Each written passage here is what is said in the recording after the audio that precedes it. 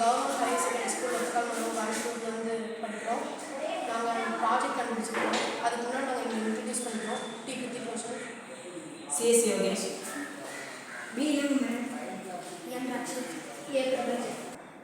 இந்த ப்ராஜெக்டோட பேர் வந்து ஸ்மார்ட் வீல் சேர். இது நாங்கள் எதுக்காக கண்டுபிடிச்சோன்னா ஃபிசிக்கலி சேலஞ்சான பர்சன்ஸ்க்காக கண்டுபிடிச்சார்.